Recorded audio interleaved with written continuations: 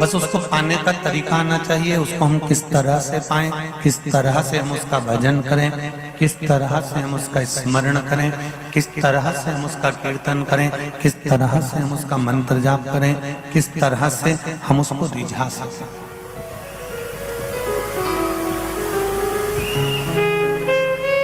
एक बहुत ऊंचे पद पर बैठ जाना, बहुत ऊंचे औहदे पर बैठ जाना और नीचे की ओर देखना, दूसरे का दोष देखना, ये हमारे यहाँ शिव महापुराण नहीं कहते।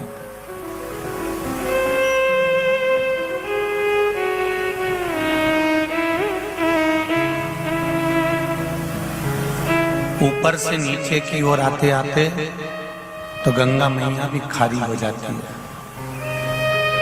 जब गंगोत्री से चली तो मीठी थी,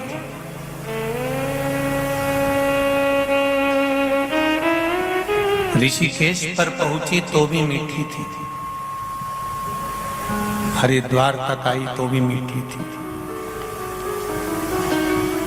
काशी तक पहुंची तो भी मीठी थी। पहुंचते पहुंचते जब वो समुद्र के पास पहुंच गई और समुद्र में जाकर मिल गई तो वो गंगा भी खारी हो गई। ऊपर से नीचे की ओर चलना ये हमारे यहाँ शिव महापुराण नहीं कह रही। शिव पुराण तो कहती है नीचे से धीरे धीरे ऊपर की ओर बढ़ोगे तो कभी खारे नहीं हो पाओगे, मीठे ही बने रहोगे, कभी नहीं खारे होगे। कभी किसी कुएं के पानी को तुमने खारा सुना है कि इस कुएं का पानी खारा है? नहीं, क्योंकि कुएं का पानी नीचे से ऊपर की ओर बढ़ता है। जो नीचे से छोटी सी छोटा काम कर कर मैंने साथ ठेला लगाया, मैंने साथ इसकी दुकान करी, मैंने पान की दुकान करी, बड़ी मुश्किल से फिर मुझे एजेंसी मिली, फिर मैंने ये काम किया, फिर मैंने वो काम किया, धीरे धीरे धीरे धीरे जो बढ़ता है, अर्थात जो नीचे से ऊपर की ओर बढ़ता है वो जिंदगी में कभी खारा नहीं हो सकता, वो मीठा की मीठा ही बनता है। खारा वो होता है जो बहुत वैभवता प्राप्त करने के बाद भी, बहुत सत्ता प्राप्त करने के बाद भी, बहुत ज्ञान प्राप्त करने के बाद भी, बहुत सारा वैभव, बहुत सारी सत्ता, बहुत सारा ज्ञान मिल गया, बहुत विद्वान हो गए, बहुत अभिमत्ता आ गई, बहुत सारी अहंकार प्राप्त हो गया और धीरे धीरे धीरे धीरे हमने छोटों की बुराइयां ढूंढना प्रारंभ कर।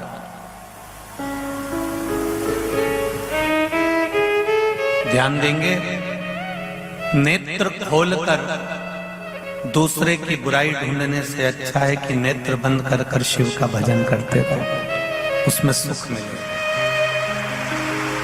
हम दूसरे की बुराई ढूंढने में अगर अपना जीवन लगा रहे हैं, हम दूसरे की बुराई ढूंढने में अपने जीवन को अगर बेकार कर रहे हैं तो ये जीवन की सार्थकता नहीं हो सकती।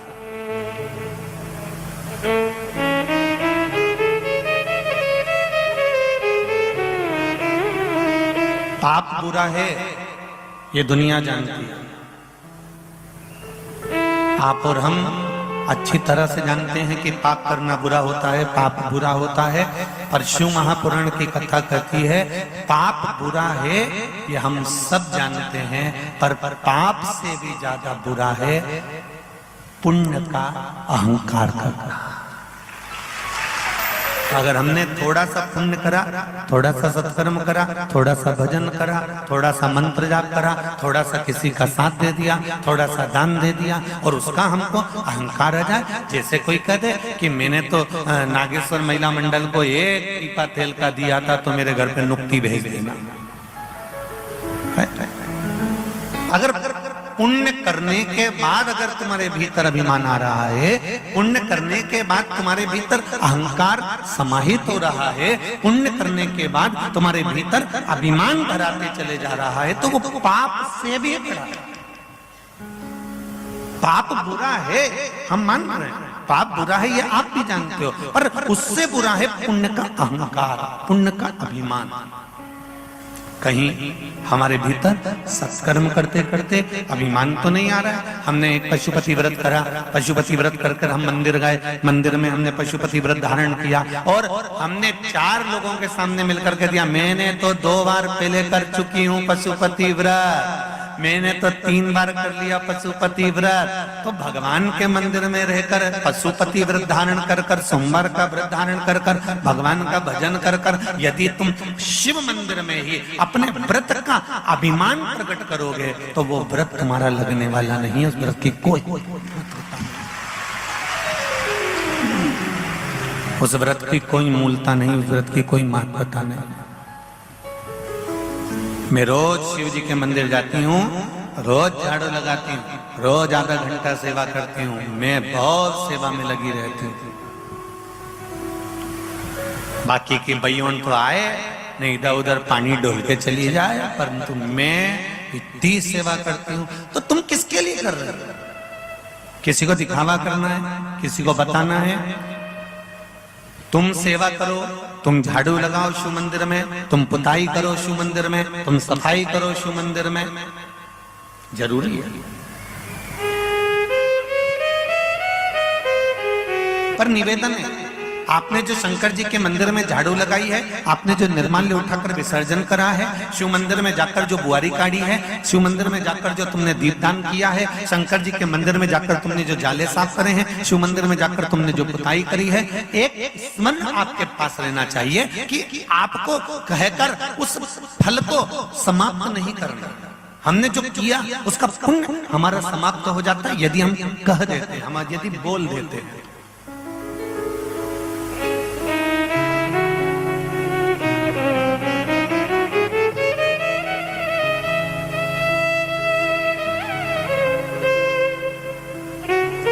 एक माता, पिता और पुत्र में एक अंतर बहुत भारी होता है कि पुत्र अपनी पत्नी के आने के बाद में अपने मम्मी पापा को, अपने माता पिता को कह देता है कि मैंने अभी दिवाली पे आपको साड़ी दिलाई है, मम्मी पहन लेना। मैंने तुमको साड़ी दिलाई है, इतने में बहू आकर कहती है इन्होंने आपको वो दिलाया था, वो पहनती क्यों नहीं हो? अब बार बार बहू आकर कहे कि इन्होंने आपको वो दिलाया था, वो क्यों नहीं पहनती हो? इन्होंने आपके लिए ये करा था, ये आपको डॉक्टर के पास लेकर गए थे, ये आपको वहां लेकर गए थे। पर कभी एक बहू ने अपने पति का पक्ष लेकर कह दिया कि इन्होंने आपको वो दिलाया था, अपने मम्मी पहना क्यों नहीं? इन्होंने आपको वो करा था, आपने ऐसा करा क्यों नहीं? इन्होंने डॉक्टर को दिखाया था, आपने ये करा क्यों नहीं? एक बहू अपने पति का पक्ष लेकर आपको कह देती है। पर एक माँ ऐसी होती है कि बच्चे को अपने गर्भ में रखा, पाल पोस कर बड़ा करा और बड़ा करने के बाद उसका विवाह करा, तो माँ ने आज तक ये नहीं कहा कि मैंने अपनी रकम तुड़वाकर बहू के, मैंने अपनी रकम तुड़वाकर बहू के चढ़ावे में चढ़ाई थी, मैंने बच्चे को अपनी गोदी में रखा, रात रात भर रोता रहा, उसको गोदी में पटक कर रखा। कभी माँ अपने मुख से अपने बच्चे के लिए कुछ नहीं, क्योंकि कर दिया तो उसके लिए बखान क्या करना। माता पिता का सबसे बड़ा कर्म ये होता है कि वो बखान नहीं करते। और आज की पीढ़ी का ये कर्म होता है, नवयुवक जो हैं वो तुरंत कहकर बता देते हैं कि इन्होंने आपके लिए करा था, उन्होंने आपके लिए करा था, आपके लिए ऐसा किया था। पर शिव महापुराण की कथा कहती है हमें अपना जो भगवत भजन है, अपना जो किया गया कर्म है, अपना जो किया हुआ नाम स्मरण है, उसको हमें बताना नहीं।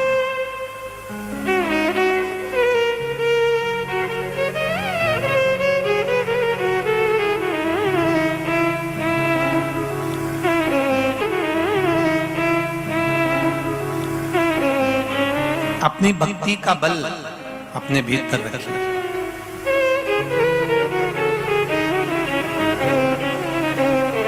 मैंने तेरे ही भरोसे, ओ बाबा तेरे ही भरोसे, हवा बिच उड़ती जाऊंगी, बाबा डोर हटो छड़ीला मैं कटी जाऊंगी, भोले मैं तेरी बदन शंभो मैं तेरी बदन हवा बिच उड़ते जावांगी बाबा डोर हटो छटीला में कटी जावांगी। हम जो कुछ भी हैं परमात्मा के भरोसे पर छोड़ दें, परमात्मा के सहारे पर छोड़ दें। हमने जो करा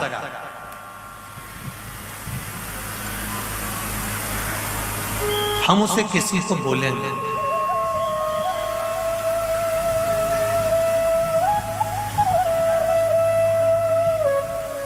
मेरा नागेश्वर महिला मंडल से भी निवेदन रहेगा,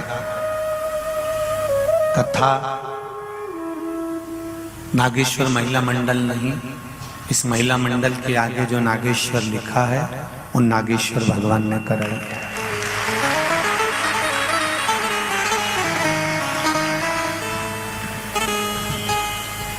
ये महिला मंडल तो शिव जी की बेटियां हैं, नागेश्वर भगवान की सेवा करती होंगी, शिव मंदिर जाती होंगी, भगवान शंकर का भजन करती होंगी, कीर्तन करती होंगी। तो उन शंकर भगवान ने देखा कि मेरी बेटियां आती हैं और मुझे इनसे ही कुछ कराना है, तो नागेश्वर भगवान ने इनको पकड़ा और ये विशालतम बीकन गांव के इस छोटे से ग्रामीण क्षेत्र में इतना जन समुद्र एकत्रित कर लिया। ये शिव की कृपा बिना नहीं हो सकता।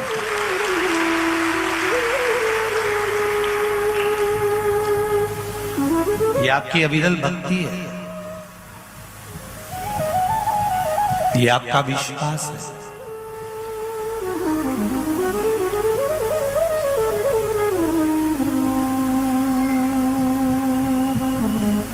ब्रह्मा जी का विश्वास शिव जी के प्रति जागृत नहीं हो पाया था, इसलिए भगवान शंकर ने अर्धनारीश्वर रूप का दर्शन दिया था।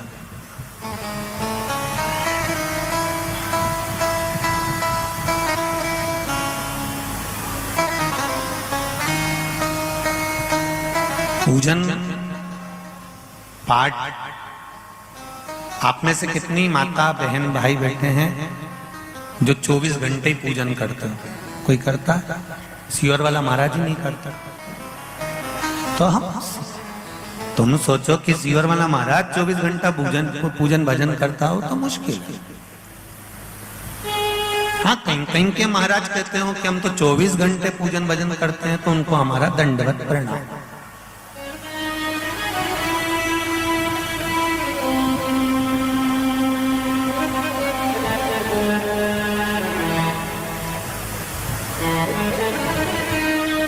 चार 6 घंटे सोने में निकल जाते हैं, फिर विद्याध्ययन में, पढ़ने में, स्मरण में, मंत्रमाला में। हाँ, ये जरूर है, जैसे आप हो वैसा सियोर वाला महाराज है। आप भी कितनी देर भजन पूजन करते हो? ज्यादा से ज्यादा मंदिर गए, लोटा जल चढ़ाया, अगरबत्ती लगाई, दिया लगाया, श्री शिवाय नमस्तुभ्यम का जाप कर लिया, कहीं गायत्री मंत्र पढ़ लिया, कहीं ओम नमो भगवते वासुदेवाय कर लिया, कहीं राम राम, कहीं जय श्री कृष्णा कर लिया। तो ये एक अलग प्रसंग है कि जितना आप भजन पूजन करते हो उतना हम करते हैं। दिखावा मिखावा करना तो आता नहीं है कि तुमसे कह दें कि हम तो इतनी देर भजन पूजन करते हो, एक आध दिन तुम हमारा कमरा में आके बैठी गए तो हो गया कल्याण। फिर क्यों किलो महाराज, तुम तो बोले थे कि इतना घंटा भजन करो और फिर तुम तो खावा में लगे, फिर खाने में क्यों समय बर्बाद करा? तो ये दिखावा करने की आदत नहीं। जितना तुम भजन करो उतना हम भजन करें। कितनी देर करें? तो 24 घंटा तो कोई नहीं करे। हाँ, इतना जरूर है कि 10 मिनट, 15 मिनट, 20 मिनट, आधा घंटा, 1 घंटा, 2 घंटा, 3 घंटा, अभी ये 3 घंटा ही तो चल रहा है, 4 घंटा, 5 घंटा, यहाँ तक 6 घंटा, 7 घंटा। और आप में से कई ऐसे भी हैं जो सुबह 7 बजे से जगह संभाल के बैठे हैं। तो तुम्हारा तो भजन कीर्तन 8-9 घंटे का तो ही दिया, 3 घंटा की कथा और 7 बजे से संभाल के बैठी। बोलो सही है कि गलत है? तो कीर्तन तो चल चल।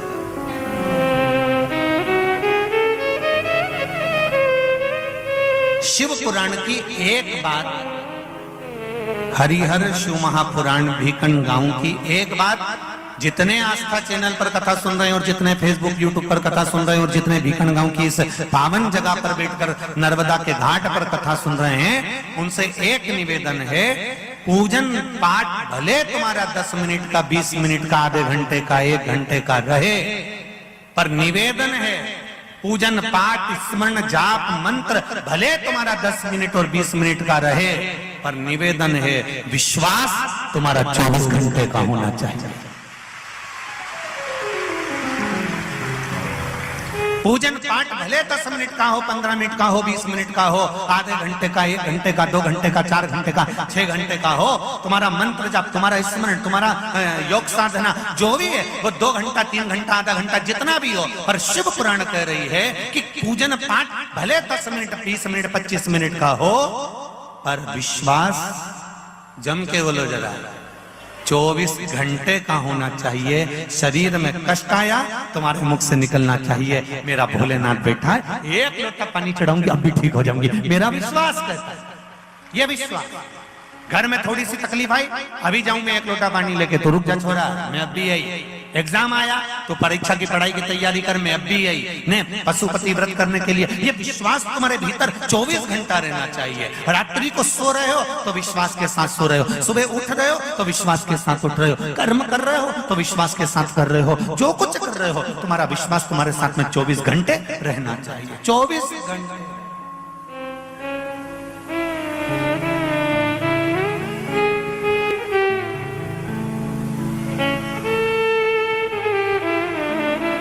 और वो 24 घंटे का जब विश्वास तुम्हारे साथ में रहेगा तो ये निश्चित है तुम शिव में और शिव तुम में समाहित हो जाएगा, अलग नहीं रह जाएगा। विश्वास है तो परमात्मा है, मानो तो गंगा माँ, ना मानो तो बहता पानी। नर्मदा जी बाजू में बहे, नर्मदा जी तुम्हारे पास में बहे, दुनिया के लोग दूर दूर से डुबकी लगाने आए और भीकन गांव का व्यक्ति सोचे हावरे रेंदे ठंड का समय, कौन मकर संक्रांति पे जाए, इतनी तेज ठंड पड़ी रही है, कौन जाएगा नहाने के लिए। कई लोग मकर संक्रांति पे ठंड इतनी तेज पड़ती है नहीं जाते नहाने। नर्मदा जी का पानी तो अपना नल में ही आई लिया, घर में ही आई लिया, घर में नहा लिया तो नहीं जाते।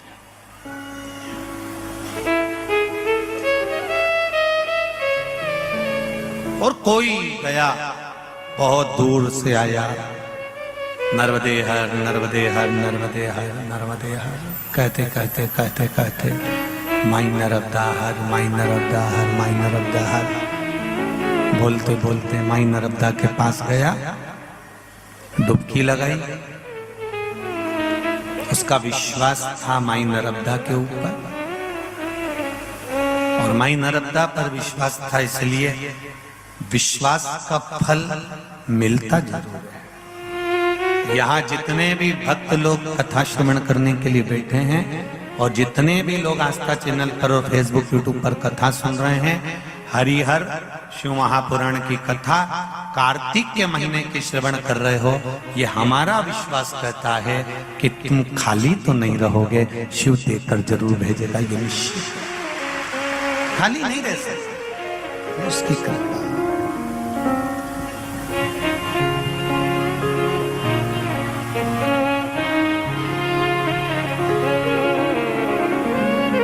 ये विश्वास ऐसा यदि इसीलिए है ना, धारो निर्मल निर्मल पानी नर्मदा महारानी। स्थान पर बैठकर भगवान शिव के मूल मंत्र का जाप करेंगे। आज आंवला नवमी है, सभी भगवान शिव से और भगवान नारायण से प्रार्थना करेंगे कि हमारे मन की अभिलाषा को देवाधिदेव महादेव पूर्ण करें। श्री शिवाय नमस्तु, श्री शिवाय नमस्तु, श्री शिवाय नमस्तुभ्यं, श्री शिवाय नमस्तुभ्यं।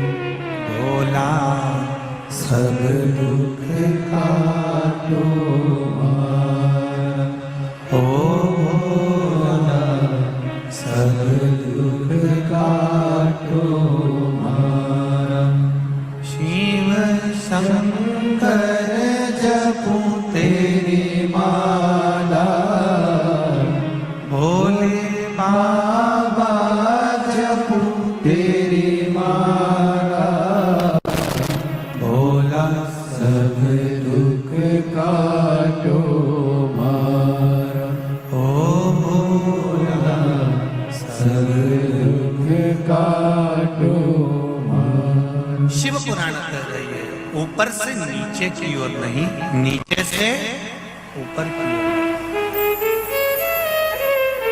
जब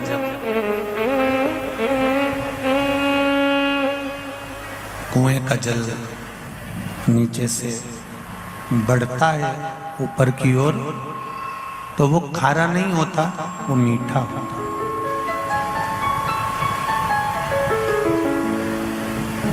बहुत ऊंचे पदवी पर बैठ जाओ, बहुत विद्वान बन जाओ, खूब सारी सत्ता तुम्हारे पास में आ जाए, खूब सारा वैभव तुम्हारे पास में आ जाए, खूब तुम्हारे पास में धन बहुत बढ़ गया, और मालूम पड़े आप अगर दूसरे की निंदा कर रहे हो, दूसरे की बुराई कर रहे हो, या दूसरे में ऐब ढूंढ रहे हो, तो वो श्रेष्ठता शिव महापुराण कहती है ठीक नहीं है।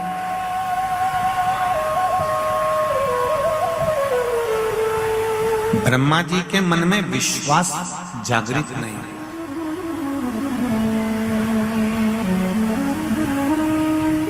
एक निवेदन आप सबसे रहेगा कि शंकर जी के मंदिर में जाओ, एक लोटा जल चढ़ाओ, जल चढ़ाते समय तुम्हारा विश्वास पूर्ण होना चाहिए,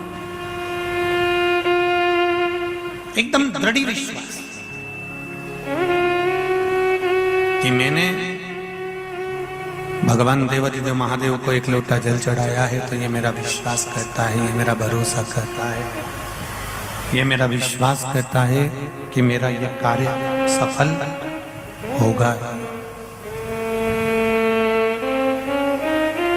निश्चित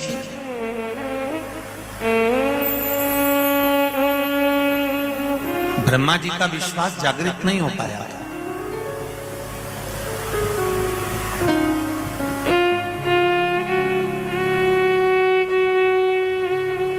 और ब्रह्मदेव ने भगवान विष्णु से कहा था कि मेरे पिता आप हो, मुझे आपके पिता का दर्शन करना है। तब भगवान विष्णु और भगवान ब्रह्मा ने एक पर्वत को घुमाना प्रारंभ करा। उस पर्वत को घुमाया, जैसे घुमाया और उसमें से एक अग्नि का शिवलिंग, अग्नि का खम्भ प्रकट हो गया, अग्नि का शिवलिंग, अग्नि का खम्भ प्रकट हो गया, और एक शिवलिंग जैसी आकृति प्रकट हो गई। भगवान शिव ने कहा, ब्रह्मदेव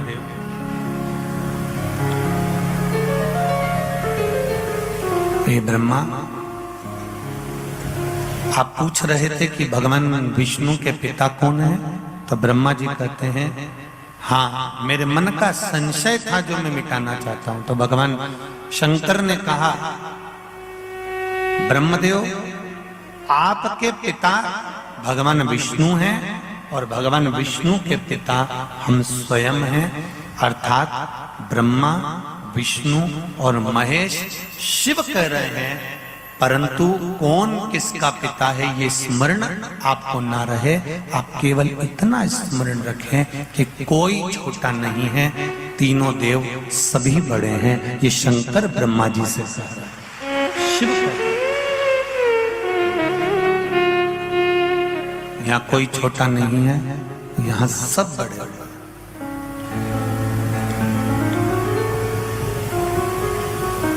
भगवान शंकर के शब्द को अगर आप अपनी जिंदगी में उतार लोगे तो कभी जिंदगी में धोखा नहीं खाओगे। कौन सा शब्द?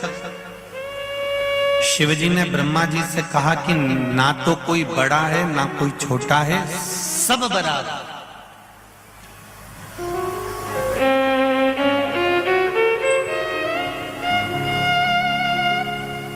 आज पूरे भारत की भूमि के रहने वाले लोगों को दुनिया के लोग तोड़ने में लगे हुए हैं, केवल नीचा और ऊंचा का भेद कर। ये ब्राह्मण है, ये क्षत्रिय है, ये वैश्य है, ये शूद्र है। आज संपूर्ण दुनिया के लोग आज ब्राह्मण, क्षत्रिय, वैश्य और शूद्र को तोड़ने में लगे हुए हैं।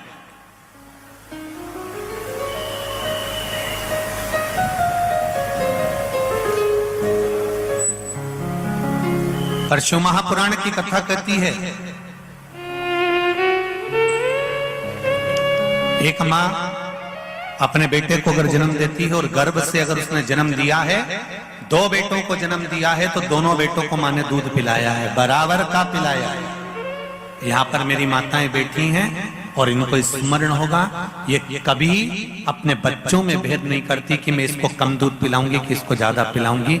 माँ अपने बच्चे को बराबर का दूध पिलाती है, उसी तरह माँ अपने बच्चे को बराबर की परवरिश देती है। माँ अपने बच्चों को बराबर का टीकाकरण करवाती है, माँ अपने बच्चों को बराबर की शिक्षा प्रदान करती है। बस बच्चे के ऊपर है कि वो कितनी शिक्षा ले रहा है, कितनी विद्वत्ता धारण कर रहा है, ये बच्चे के ऊपर है। माँ स्कूल भेज सकती है, माँ तैयार कर उसको स्कूल भेज रही है, माँ उसको पढ़ा रही है, माँ उसको लिखा रही है, माँ उसको समय दे रही है, पर बच्चे के ऊपर है कि वो कितना धारण कर रहा है। जैसे एक माँ की दृष्टि में बच्चों के प्रति भेद नहीं होता, उसी तरह परमात्मा ने, ब्रह्मा जी ने अपनी जंघा से मनु और शत्रुपा को प्रकट करा था, प्रथम पुरुष प्रथम स्त्री को प्रकट करा था, पर ब्रह्मा जी ने यह नहीं कहा था कि ये ऊंचा होगा कि ये नीचा होगा। ब्रह्मा जी ने कहा था मेरी जंघा से प्रकटे हैं तो सब बराबर होंगे, कोई भेद नहीं किसी से, कोई भेद।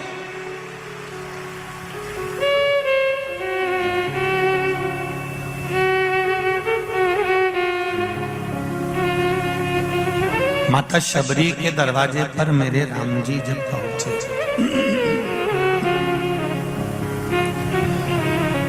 माता शबरी के दरवाजे पर मेरे राम जी जब पहुंचे तो शबरी अम्मा ने, माता शबरी ने राम जी से कहा, राम तुम्हें अपनी पत्नी के लिए, तुम्हें अपनी धर्म पत्नी के लिए रावण को मारने के लिए वन में आना ही पड़ा। गला पकड़ रहा है बाबू।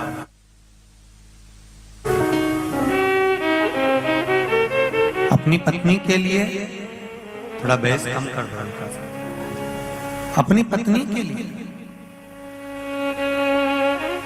रावण को मारने के लिए तुमको लंका जाने के समय वन आना ही पड़ा। राम जी कहते हैं शबरी अम्बा को, मां रावण को तो मुझे मारने की जरूरत ही नहीं पड़ती, सीता ही रावण को निपटा देती। मैं तो केवल रावण को मारने के लिए वन में नहीं आया हूं मां, मेरा आने का केवल एक कारण है कि जो तुम इतने समय से मेरा इंतजार कर रही हो, झाड़ू लगा रही हो, रंगोली डाल रही हो, माँ मेरा आने का कारण रावण का वध नहीं है, माँ मेरा आने का कारण तुम्हारी प्रतीक्षा है, इसलिए मैं तुम्हारे दरवाजे पर, इसलिए मैं तुम्हारे दरवाजे पर पहुंचा हूं। मेरा आने का कारण रावण का संहार, रावण का वध नहीं है।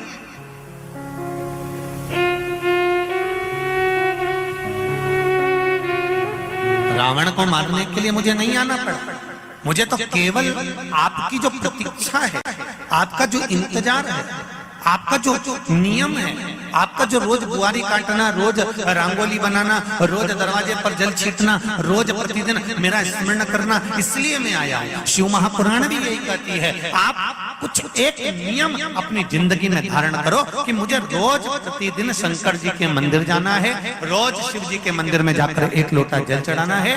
जब आपका साल, 2 साल, 3 साल, 4 साल, 5 साल नियम प्रतिदिन का यदि चलता रहा, मायके भी गई तो 1 लोटा पानी भरकर शिव जी को चढ़ाकर आई, भले मायके में थी पर लोटा भरकर शंकर जी के मंदिर पहुंच गई। कहीं पर भी रही, हॉस्पिटल में परिवार के लोग पड़े हैं तो भी 1 लोटा जल चढ़ाने के लिए मंदिर से जा रही है। तेरा नियम अगर चलता रहा तो ये निश्चित है तेरे नियम के बल पर एक दिन देवाधिदेव महादेव तेरे सामने खड़ा मिलेगा, ये निश्चित।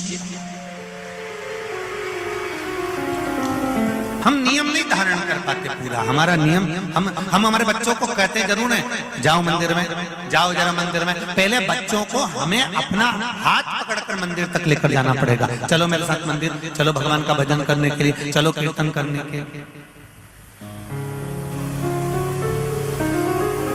एक पत्र आया है, इस पत्र में देखिए,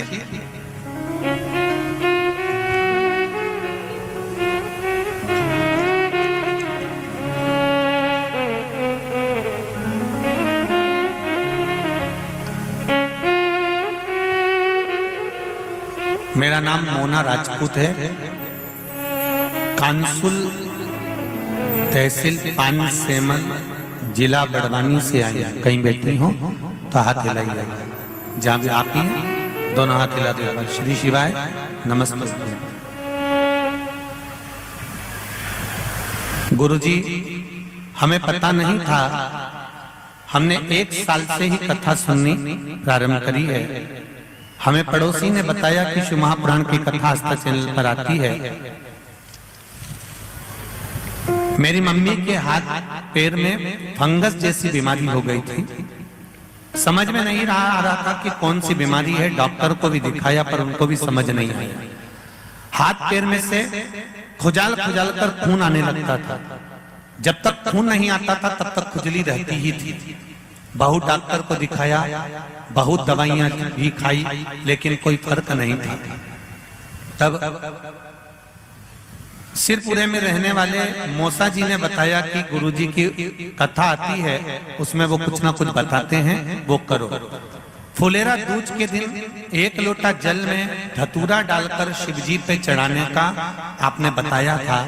वो हमने पानी ले जाकर शंकर भगवान को चढ़ाया और उस पानी को वापिस लाकर हाथ पैर में पानी लगाना प्रारंभ करा। बाबा की कृपा से मात्र 5 दिन हमने वो उपाय करा और बाबा की कृपा से अब मेरी माता बिल्कुल ठीक हैं। हम बाबा को धोख लगाने के लिए यहाँ आए हैं। अब उनको कोई बीमारी नहीं। बैठिए बेटा। श्री शिवाय नमस्ते। माता जी आई हैं साथ में, हाथ उठाइए एक बार। श्री शिवाय, ठीक हो गए हो आप? बस बाबा की कृपा हो। श्री शिवाय नमस्ते। ये शिव है ओ घड़ी, ये शंकर है।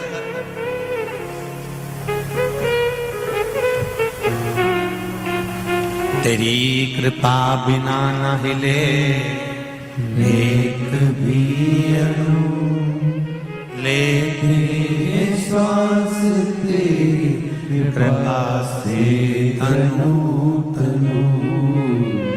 हे गंगाधार मुक्ति द्वार ओमकार तू, आयो शरण तिहारी शंभु तार तार तू। दिल से करिए आप। ब्रह्मा जी से भगवान कह रहे हैं कि ब्रह्मा, विष्णु और महेश में कोई भेद नहीं है।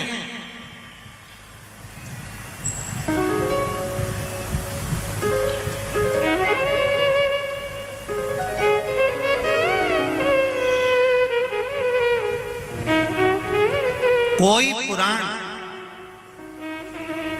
कोई शास्त्र हमको देवताओं में भेद करना नहीं सिखाता।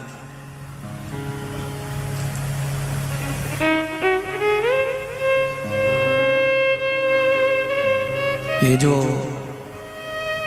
भेद करना जो तुमको सिखाते हैं, कोई दूसरे ही सिखाते हो।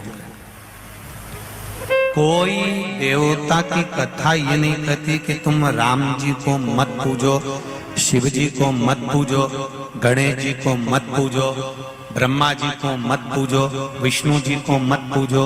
ये कोई वेद, कोई शास्त्र, कोई पुराण ये नहीं कहती कि केवल तुम मुझको पूजो। वेद शास्त्र पुराण इतना जरूर कहती है कि एक साधे सब सधे। ये हमारे वेद पुराण शास्त्र कहते हैं। ये जरूर बोलते हैं कि आप 10 जगह पर मत भटको। अगर आपने शंकर भगवान को पकड़ कर रखा है, राम जी को पकड़ कर रखा है, कृष्ण भगवान को पकड़ कर रखा है, तो ये निश्चित है आपको चिंता करने की जरूरत नहीं है। आपका सारा टेंशन भगवान को दे दो और तुम मेंशन होकर अपनी जिंदगी जियो। टेंशन सब बाबा के पास में रखो। अपने को टेंशन नहीं करना।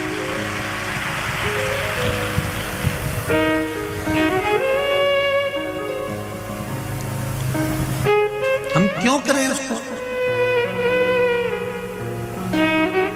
अब सौंप दिया इस जीवन का सब भार तुम्हारे हाथों में, हे हार तुम्हारे हाथों में और जीत तुम्हारे हाथों में।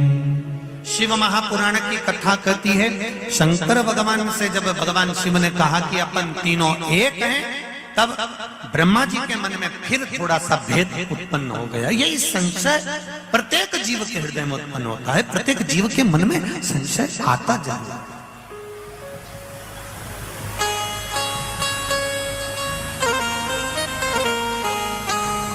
ये संशय बड़ी बुरी चीज है, हर बार आ जाता है, बहुत संशय आता है सर। किसी सेठ जी के यहाँ पर जाओ तुम दिवाली मिलने के लिए, और वो तुमको खूब गुजिया खिला दे, पपड़िया खिला दे, चकली खिला दे, मिठाई खिला दे। अब तुम सेठ जी के यहाँ हर बार मिलने गई थी, हर बार उसने कुछ नहीं खिलाया, पर इस बार खिलाया।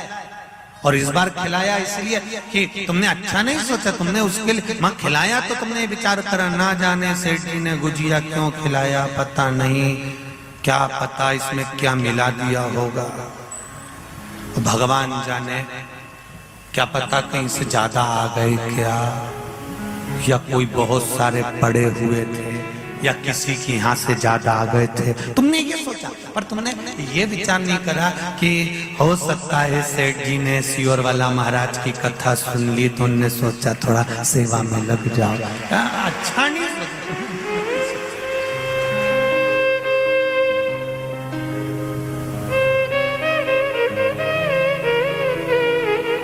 अब सेठ जी ने ज्यादा खिला दिया तो तुमने बुरा सोचा, और सेठ जी क्या गई और उसने नहीं खिलाया, पानी तक की नहीं पूछी, तो तुम बाहर निकलते से बोली कई पता कहीं छाती पे बांध के ले जाएगा। बताओ, इतना था, एक गिलास पानी की नहीं पूछी, ऐसा जीव भगवान कई करेगा, इतनी दौलत का कई करेगा। अब बताओ, वो खिलाए तो गति नहीं, और नहीं खिलाए तो गति।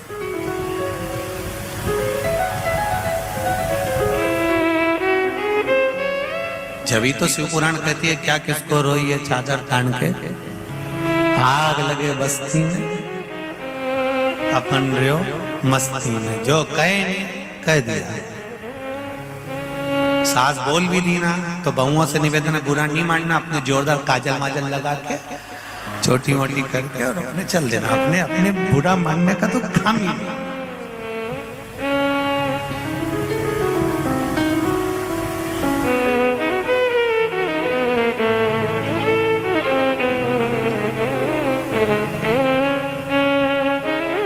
क्यों बुरा माने हम, क्यों बुरा करें?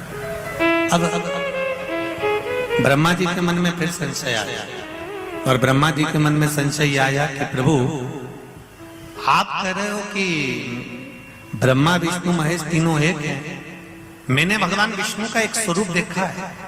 ब्रह्मा जी कहते मैंने अपना एक स्वरूप देखा है, पर मैं आप जो बोल रहे हो आपकी वाणी पर विश्वास कैसे करें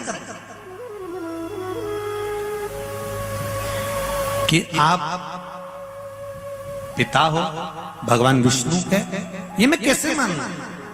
भगवान शंकर की आकाशवाणी हुई और शिव जी ने कहा, भगवान विष्णु से कहा, आप बताओ क्या मैं आपका पिता नहीं हूं? भगवान विष्णु ने कहा, मेरे पिता आप हैं, पर मुझे जगत को बताने की क्या जरूरत है?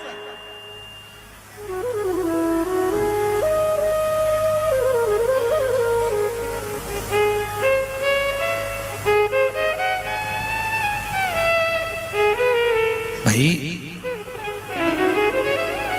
आपको किसी चीज से नफरत है, आपको किसी को बताने की जरूरत क्या है? आपको कोई चीज प्रिय है, आपको वो बताने की जरूरत क्या है?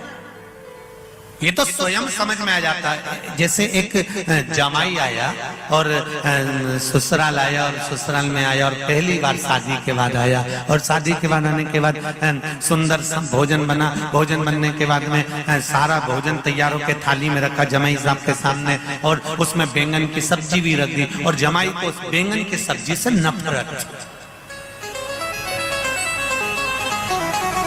क्या वो बैंगन की सब्जी रखी?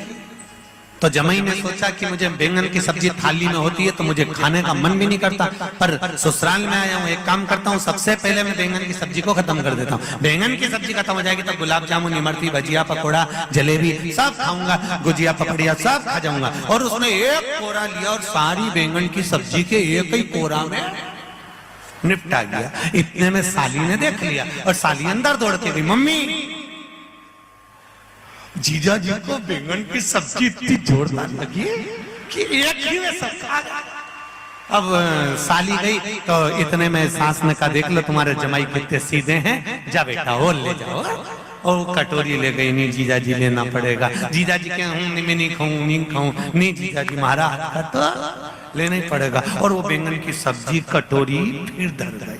अब उन्हें सोचा गुलाब जामुन बाद में खाऊंगा, इमरती बाद में खाऊंगा, भजिया, पकौड़ा सब बाद में खाऊंगा, पहले बैंगन की सब्जी। उन्हें एक कोरा में बैंगन की सब्जी फिर लगाई ने फिर खा गया। अब थाली साफ दिखी, अब इसका मन करा कि गुलाब जामुन खाऊं। इतनी देर में तुरंत पत्नी ने अपने पति को आवाज लगाई, सुनो जी सुनो तो जमाई आया है। इतना सीधा ओके 56 बहुत प्रिय नहीं जितनी बैंगन की सब्जी हमारा हाथ की प्रिय है। ले जरा कटोरी ले जाओ तो। और ससुरा कटोरी लेके गया। ससुर जी से बोला, नहीं पापा जी, नहीं पिताजी, नहीं पिताजी, नहीं साहब एक कटोरी तो लेनी पड़ेगी। और उन्हें बैंगन की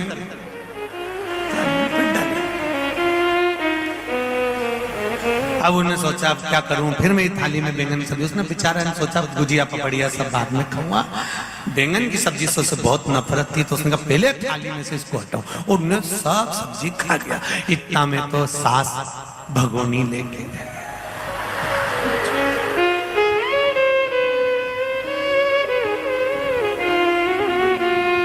नी साहब तुम्हें तो खाना ही पड़ेगा। भगोनी भर के बैंगन की सब्जी खवा दी, गुजिया, पपड़ी सब धरी की धरी गए।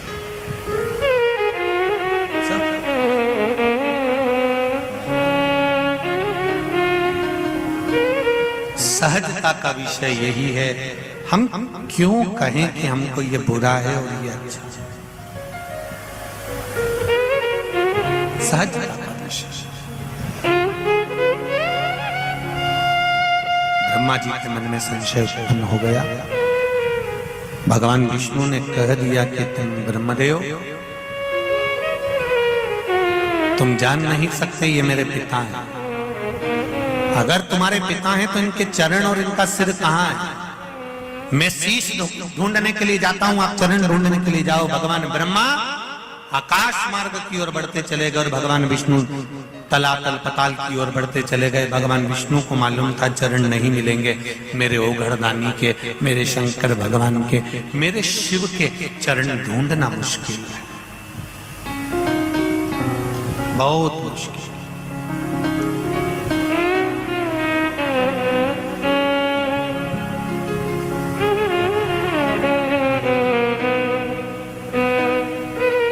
ब्रह्मा जी जाते गए जाते गए जाते गए, केतकी के फूल को तोड़ कर लिया है, गौ माता को साथ लिया है। दोनों ने पूछा हमें करना क्या है, तो कहा कि नीचे चलकर मेरे ओर से बोल कि मुझे भगवान शिव का शीश मिल गया। झूठ बोलने से हमारा क्या फायदा होगा? तो कहा गौ माता सबसे पहली रोटी तुमको मिलेगी और केतकी के फूल तुम्हें सुगंध दी जाएगी और सारे देवताओं पर तुम चढ़ोगे, ये तुम्हें वर दिया जाएगा। दोनों को लेकर आ गए। एक रोटी के लिए गौ माता ने झूठ बोल दिया। एक रोटी के लिए गौ माता झूठ बोल देती है। बस यही हमारा जीवन है। हम भी दुकान पर बैठते हैं, भगवान पेट भरने की जवाबदारी देता है। तुम 1 रुपया का 1.25 रुपया करो, मना नहीं है, पर 1 रुपया का 1.5 रुपया करते हो तो भगवान भी देख लेता है कि कितना तुम मिलाओगे और कितना क्या करोगे। ये परमात्मा को करो सब, ऐसा नहीं है कि सवाया नहीं करोगे। पेट भरने की जवाबदारी इसकी तो देता है। मेरे भोले तेरा सहारा, मेरी तू किनारा है, मेरी नैया का तू किनारा है। ये जवाबदारी उसकी है। अपने कर्म के प्रति तुम जिस दिन जागृत हो जाओगे,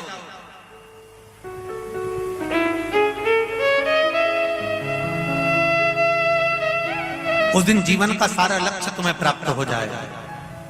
किसी ने सूर्य नारायण भगवान से पूछा, सूर्य देवता, भगवान ब्रह्मा जी को लोग पूछते हैं, भगवान विष्णु जी को लोग पूछते हैं, भगवान राम जी को लोग पूछते हैं, भगवान कृष्ण को लोग पूछते हैं, भगवान शिव को लोग पूछते हैं, सूर्य नारायण भगवान तुम्हें कोई रोज निमंत्रण नहीं देता, इसके बाद भी तुम रोज अपना कर्म करते हो, रोज चलते रहते हो, रोज अपना कार्य पूर्ण करते हो। सूर्य नारायण भगवान ने कहा, ये मेरा कर्म है, कोई मुझे पूछे ना पूछे, कोई मुझे जवाब दे ना दे, कोई मुझे आदर दे ना दे, मेरा कर्म मुझे करना है और कर्म करूंगा तो फल जरूर मिलेगा, ये निश्चित है।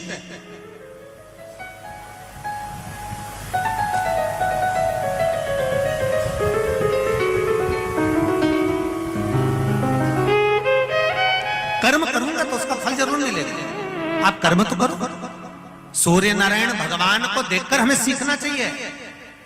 दुनिया के लोगों के रथ के पहिए 4 होते हैं, 2 होते हैं, पर सूर्य नारायण भगवान का रथ का पहिया कितना है? 1। दुनिया के रथ के पहिए 4 होंगे, 2 होंगे, 6 होंगे, 8 होगा, पर सूर्य नारायण भगवान का रथ का पहिया 1 है। हमें सूर्य नारायण भगवान से सीखना चाहिए कि जिसके रथ के पहिए 1 है, अश्व 7 है, चलाने वाला अरुण जो रथ हाँक रहा है उसका पांव नहीं है, पांव से भी वो विकलांग है, और जो नेति बंधी हुई है, जो रस्सी बंधी हुई है, वो सांपों की बंधी हुई है,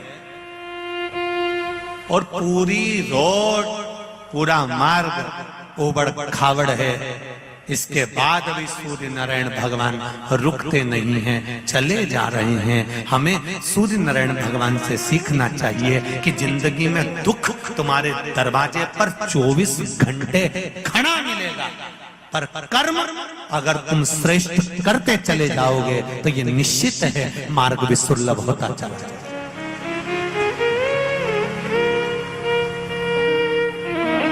बहुत सारे लोग मिलेंगे तुमको दुनिया में, कोई कहेगा हमारे पास आके बैठ जाओ, हम ऐसा कर देंगे, ऐसी विद्या कर देंगे कि तुम्हारा दुख मिट जाएगा, हम तुमको गड़ा हुआ हंडा निकाल देंगे, हम तुमको धनपति बना देंगे, हम तुमको करोड़पति बना देंगे, हम तुम्हारा रोग हरण कर लेंगे, हम तुम्हारा ये कर लेंगे। शिव महापुराण की कथा कभी नहीं कहती कि मैं कुछ करूंगा। शिव महापुराण की कथा यह कहती है, अगर कर्म तुम्हारा है, बेकार कर्म पूर्व में तुमने करा, जो कर्म करा उसका भोग तुम भोग रहे हो, तो दूसरा तुम्हारे दुख को नहीं मिटा सकता। सियोर वाला महाराज भी तुम्हारे दुख नहीं काट सकता, न दुनिया में कोई महाराज तुम्हारा दुख काटेगा। अगर तुम्हारा दुख काटेगा तो वो स्वयं तुम्हारा किया गया कर्म, 1 लोटा जल अपने द्वारा जब समर्पित करोगे, स्वयं कर्म करोगे, स्वयं काम करोगे, कर्म करते करते स्वयं भगवान का भजन करोगे, स्मरण करोगे, मंत्र जाप करोगे, नाम जाप करोगे,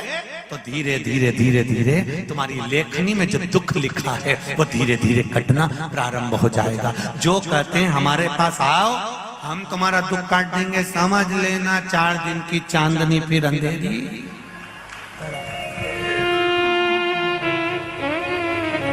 किसी की सामर्थ्यता नहीं है दुख काटने की। अगर कहीं का दुख काटने वाला होता तो मेरे राम जी वन वन नहीं डोलते, सीधे उसी के पास चले जाते और जाकर कह देते मेरा दुख काट दे, मैं काहे को जाऊं जंगल में। भगवान कृष्ण कह देते मुझे अपनी मथुरा छोड़कर भागना पड़ रहा है, वृंदावन छोड़कर जाना पड़ रहा है, मुझे मथुरा का राज्य छोड़कर द्वारका जाना पड़ रहा है, मुझे युद्ध लड़ना पड़ रहा है, मुझे बार बार आक्रमण करना पड़ रहा है, मुझे बार बार सामने लाकर खड़ा करना पड़ रहा है, मेरे सम्मुख में ये बार बार हो रहा है। कहीं का ऐसा मिल जाता और भगवान कृष्ण कह देते मेरा दुख काट दो, तो भगवान कृष्ण किसी के पास नहीं गए। भगवान कृष्ण ने गीता में कह दिया कर्म प्रधान है, कर्म करते जाना, दुख कटते चला जाएगा। आप कर्म के साथ में भजन करिए, स्मरण करिए। तुलसीदास जी ने लिखा कलयुग केवल नाम का धारा। आप नाम जपते जाइए, भजन करते जाइए, स्मरण करते जाइए, आपका दुख कटते चले जाएगा, आपका किया गया कर्म अपने आप कटता चले जाएगा। हम दूसरे पर कहते हैं कि वो हमारा दुख काट देगा, वहां चले जाओ, वहां पहुंच जाओ, वहां पहुंच जाओ, वहां से बेल लिया, वहां से बबूटी लिया, वहां से ये लिया, वहां से वो लिया। अपना दुख अपने को ही काटना है। और वो दुख कटेगा कैसे? वो दुख कटने का कारण क्या है? उस दुख को काटने का एक ही तरीका है कि हम भगवान के मंदिर तक जाएं। तेरे मंदिर में आना मेरा काम है और मेरी बिगड़ी बनाना तेरा काम है। बस हम उसकी चौखट तक चलते।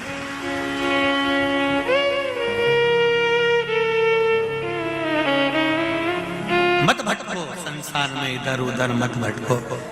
अगर जाना है तो उस परमात्मा की चरण में, उस परमात्मा की शरण में जाओ। काटेगा क्या? हम बहुत भटकते हैं, दिन रात हमारा यही कर्म है। कोई कह दे वहां पर ऐसा है, वहां चल चलो, वहां से दुख नहीं, अपना कर्म अपने को करना, भजन अपना कर्म।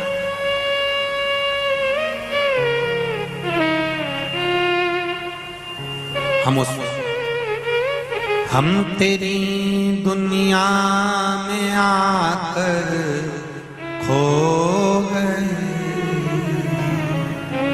कर ना पाए हरि भजन सो गए। हम भगवान की भक्ति से दूर होते चले गए, पीछे हटते चले गए, तो भगवान मिला ही कहाँ?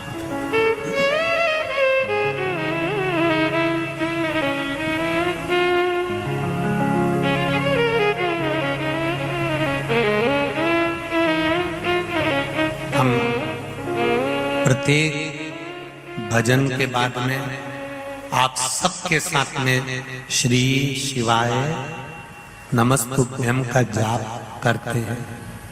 आपके साथ बैठकर करते हैं। कारण क्या है?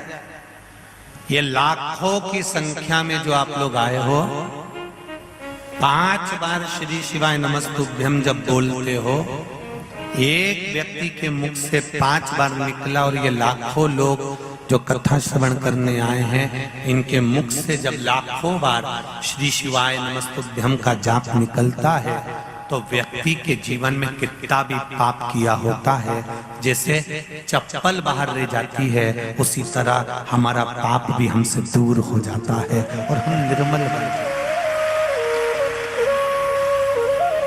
उसके बाद हम मंत्र जाप के बाद में एक लाइन जरूर बोलते हैं, वो आप लोग भी बोलते हैं, भोला सब दुख काटो हमारा।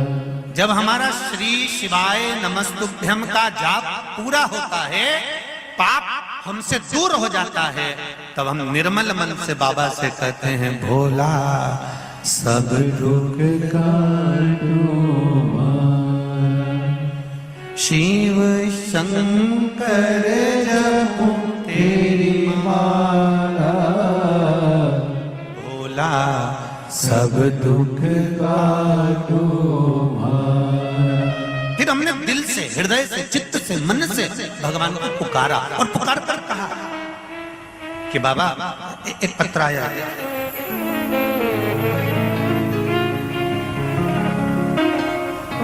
ब्रह्मा जी कह रहे हैं, महाराज भगवान शिव के सामने आकर ब्रह्मा जी ने भी झूठ बोल दिया, केतकी के फूल ने भी झूठ बोल दिया, गौ माता ने भी झूठ बोल दिया, सब झूठ बोले, पर मेरे नारायण झूठ नहीं बोले। मेरे नारायण ने सत्य कहा कि मुझे भगवान शिव के चरण नहीं मिले, तो भगवान शंकर ने कह दिया कि हे नारायण, आपने सत्य कहा है, इसलिए आपका नाम सत्य नारायण होगा। पूरी सृष्टि में आपकी पूजन होगी और लोग आपकी पूजन कर कर फल प्राप्त करेंगे। आपकी पूजन कर कर फल प्राप्त करेंगे। सत्यनारायण भगवान का जय जयकार हुआ। बोल सत्यनारायण भगवान की। भगवान सत्यनारायण के रूप में पूजाए, क्योंकि उन्होंने सत्य बोल दिया।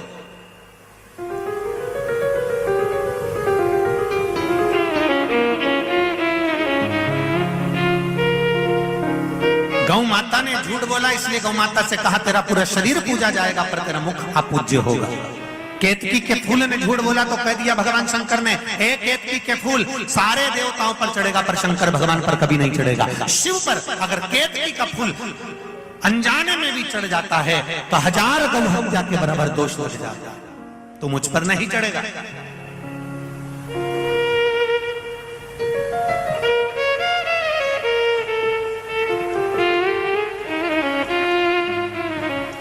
ब्रह्मा जी ने झूठ बोला तो उनका सिर कटा, कटा हुआ सिर बट का पेड़ बना।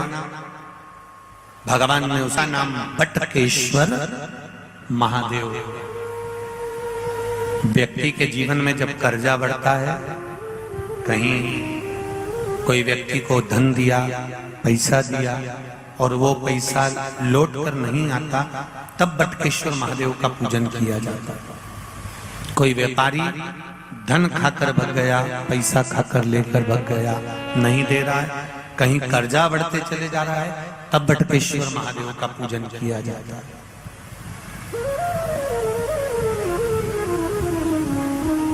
भगवान शिव का बड़ के पेड़ के नीचे पूजन, बटकेश्वर महादेव का स्मरण।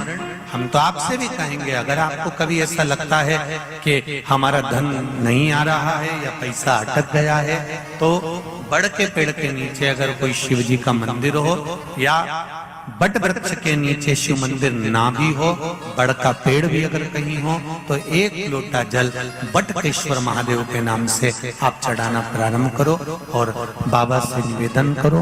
शिव कृपा अवश्य होगी और वो धन अपना वापिस अवश्य प्राप्त होगा। बटकेश्वर महादेव लक्ष्मी को वापिस लेकर आते हैं, ये बटकेश्वर महादेव का नियम। ये बटकेश्वर महादेव का नियम है कि वो धन संपदा को वापिस खींच कर लेकर आते हैं। कर्म करो, फल उस परमात्मा पर छोड़ो। जैसे ब्रह्मा जी ने फिर निवेदन करा, अब मुझसे गलती तो हो गई मुझसे गलती। आप बताओ कि सृष्टि का निर्माण कैसे करना है। भगवान शंकर ने अर्धनारेश्वर रूप का दर्शन दिया और आधा शिव आधा पार्वती का स्वरूप का दर्शन भगवान शंकर ने ब्रह्म जी को कराया।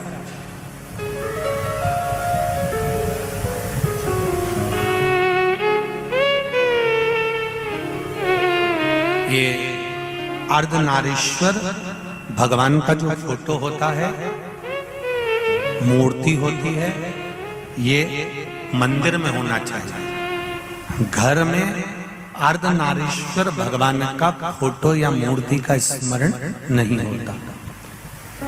मंदिर के अंदर लगा हो, मंदिर के अंदर पूजन हो रही हो, मंदिर में अगर चित्र लगा है तो वहां पर वो अधिक फलित होता है, अधिक फल।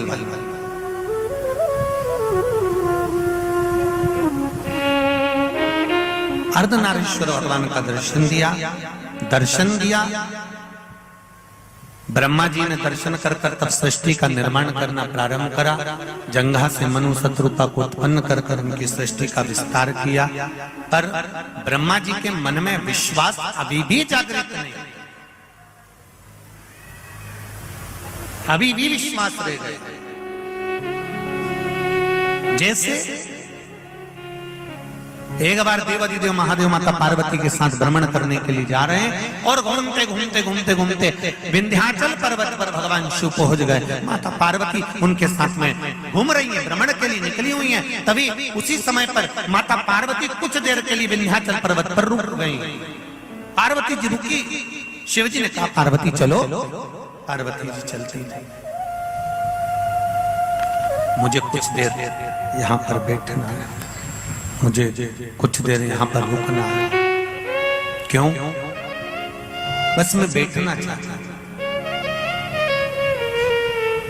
हमारे सनातन धर्म के अंतर्गत एक बात आती है, जब भगवान का मंदिर का दर्शन कर हम लोग जब निकल कर जाते हैं तो कुछ देर उनकी देहली पर, उनके दरवाजे पर, उनके द्वार पर, उनकी चौखट के बाहर कुछ देर बैठते हैं। आपको मालूम है कि नहीं मालूम है?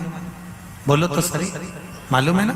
कुछ देर, एक क्षण के लिए बैठो, पर बैठो। कारण क्या होता है? क्या कारण हो जाता है कि जब हम भगवान के द्वार पर बैठते हैं और द्वार पर बैठकर हम भगवान का गुणगान करते हैं और भगवान की जब हम बड़ाई करते हैं कि मैंने शंकर भगवान का भजन किया, मेरे शिव जी ने मुझ पर बड़ी कृपा करी, मैंने राम जी का भजन करा, राम जी ने मुझ पर बड़ी कृपा करी, मैंने कृष्ण भगवान का भजन करा, भगवान कृष्ण ने मेरे ऊपर बड़ी कृपा करी। तो ये हम द्वार पर बैठकर जब बोलते हैं तो भगवान के जो द्वारपाल हैं अपने कानों से श्रवण करते हैं, और सुनने के बाद में जब हम दरवाजा छोड़कर अपने घर के लिए जाते हैं तो भगवान शिव हो, चाहे राम हो, चाहे कृष्ण हो, जिस द्वार पर हम बैठे हैं वो देवता स्वयं अपने द्वारपालों से कहते हैं कि इसने मेरा गुणगान करा है, इसलिए इसके घर पर संपदा की कमी ना आए, तुम जाकर इसके यहाँ संपदा भर कर आए है। ये द्वार पर बैठने का फल है, ये द्वार पर बैठने का फल है।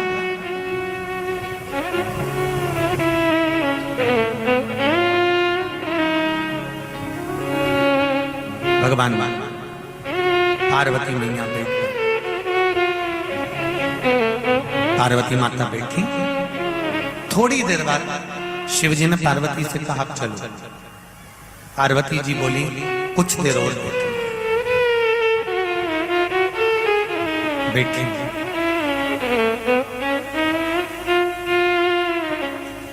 तभी एक छोटी सी साधारण सी इल्ली पार्वती जी के चरणारविंद के पास में आकर बैठ गई। जरा ध्यान देना, हरिहर शिव महापुराण की कथा है।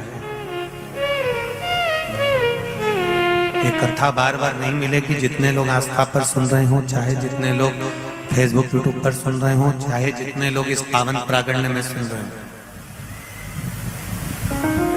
बहुत ध्यान से सुनना। ये जीवन को सुख देने वाली कथा है।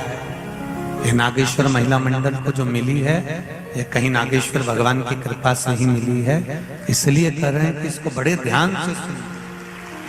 छोटी सी इल्ली पार्वती जी के नजदीक में आकर बैठ गई।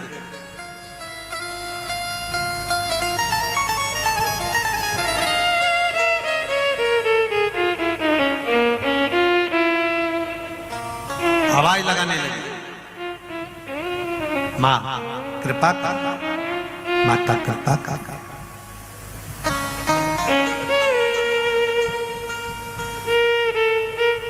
पार्वती जी ने छोटी सी इल्ली की बात अपने कानों से जब सुनी तो पार्वती जी को विश्वास नहीं हुआ। क्या इल्ली बोल सकती है?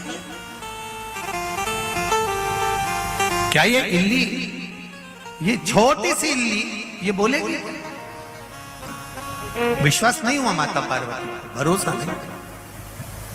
पर फिर पुनः वो इल्ली ने फिर आवाज लगाई। वो इल्ली फिर चिल्लाई, माँ ओ माँ, माँ ओ माँ। इल्ली की आवाज सुनी तो माता पार्वती जी ने एक छोटे से पत्ते पर उस इल्ली को उठाया और उठाकर माता ने पूछा, कौन हो तुम? मैं और मेरा पति, हम दोनों, मैं इल्ली के रूप में हूं और मेरा पति छोटा सा घुन, जो गेहूं में घुन पड़ जाता है, चावल में जो घुन पड़ जाता है, उस घुन के रूप में है। माँ हमारे उद्धार कर दीजिए। पार्वती जी ने पूछा कि पहले तो ये बताओ कि तुम्हें ये इल्ली का जन्म क्यों मिल गया, तेरे पति को घुन का जन्म क्यों मिल गया, कारण क्या था ऐसा, किस कारण से तुम इल्ली और घुन बन गए? तो उसने कहा, माँ एक छोटी सी गलती मेरी जिंदगी में हो गई। मैं नारी थी, मेरा पति पुरुष था, मेरा पति सेठ, मैं उसकी सेठानी थी, मेरे पति की मिष्ठान की दुकान थी, हमारे यहाँ से बहुत मिष्ठान जाता था और मैं निरंतर मिष्ठान का निर्माण करती थी, घर में भोजन बनाती थी, तो फिर तू इल्ली कैसे बन गई? क्या तूने भजन नहीं किया? क्या सेठानी बनने के बाद तूने मंत्र जाप नहीं किया? सेठ बनने के बाद तेरे पति ने भगवान का भजन नहीं किया? सेठानी बनने के बाद तूने कभी भगवान कथा नहीं सुनी? सेठानी बनने के बाद कभी तूने शिव तत्व को नहीं जाना? सेठ बनने के बाद कभी तू शंकर जी के मंदिर नहीं गया? कारण क्या था? उसने कहा माँ, कारण केवल एक था, हमने भजन तो करा, पूजन तो करा, पर गलती, और वही भजन पूजन जो करा उसका ही प्रताप है माँ, जो आज मैं बोल रही हूं और आप सुन रही हो। अगर मैंने भजन नहीं करा होता माँ, तो मेरे शब्द को पार्वती मैया आप सुन नहीं पाती, मैं बोलती बिना तो आप सुन नहीं सकते थे। थोड़ा ध्यान देना है इस बात पर, इस चरित्र पर, इस कथा पर थोड़ा सा स्मरण करिएगा।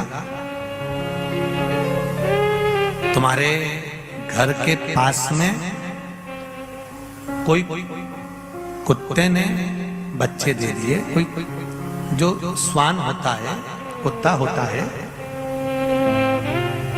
कोई बाहर, घर के बाहर, थोड़ा ध्यान देना, समझना उसको अपनी भाषा में, एक कुत्ते ने बच्चे दिए।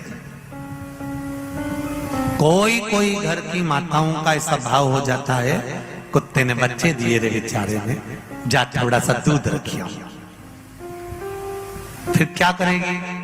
थोड़ी देर बाद घर का कोई कपड़ा पड़ा होगा तो पटक देगी, उस पे बच्चा रखे, बच्चे बैठ जाएंगे। जरा समझना। फिर क्या करेगी? बच्चे छोटे छोटे हैं, फिर उनका एक छोटा सा झोपड़ा जैसा खोखा पटक देगी, या कोई प्लेट पटक देगी, या कोई सामान पटक देगी जिससे ठंड ना लगे उन बच्चों को।